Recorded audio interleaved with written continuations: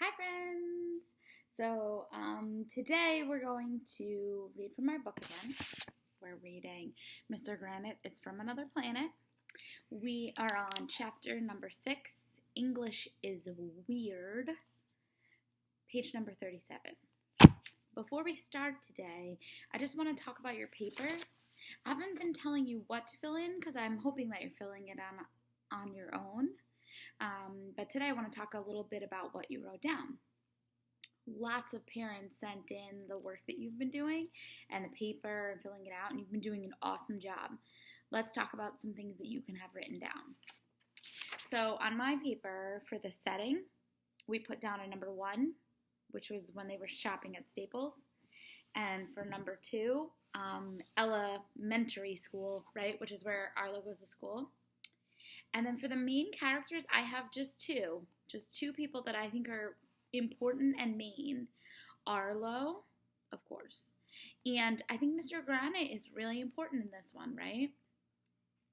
Also, in the bottom corner box, I've started with a first and a next. I know it's backwards for you, so I'm going to read you what I have. So I'm going to read you what I have in my plot box because it's really hard to read on the screen. It says, first, Arlo goes shopping for school supplies. Next, he finds out that Mr. Granite, his teacher, is trying to make the school go green. Remember, in that plot box, we should have like 3, 4, 5 sentences about what's continually happening in the book. We haven't even really made it about halfway yet, so we're not even exactly sure what else is going to happen, but that's a good start. You should be somewhere around that too, okay? So we're going to start by reading chapter number 6, English is Weird. Ready? Okay, everyone, back on your bikes, Mr. Granite said. It's time for language arts. Ugh, I hate language arts. Language is boring. Art is boring. So there's nothing more boring than language arts. Except maybe math, because math is really boring. Seems like Arlo is having some trouble with things he thinks that are boring at school, huh? There are some things that I don't understand about the English language, Mr. Granite told us. Like what? Asked Andrea. Little Miss Know-It-All keeps a dictionary in her desk so she can show everybody how smart she is. Why is it that noses run but feet smell? Mr. Granite replied, shouldn't it be like the other way around? What do you mean? Asked Emily. Well, it seems to me that feet should run and noses should smell, Mr. Granite said. Why do people always say noses run and feet smell bad? Oh, it's just an expression, said Michael. Well, it makes no sense, said Ryan. My feet don't smell, I said. Oh, they do too, AJ, said Neil the nude kid. When you had that sleepover at your house, I had to sleep with your feet in my face. A nose would run if it had legs, Michael said. A feet could smell if they had a nose, said Ryan. Yeah, if you had a nose attached to your foot, then your foot could smell, I pointed out.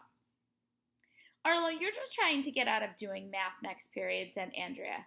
I am not, I said. R2, she shouted. We went back and forth like that for a while until Mr. Granite told us to knock it off. Why are there no eggs in eggplant? He asked the class.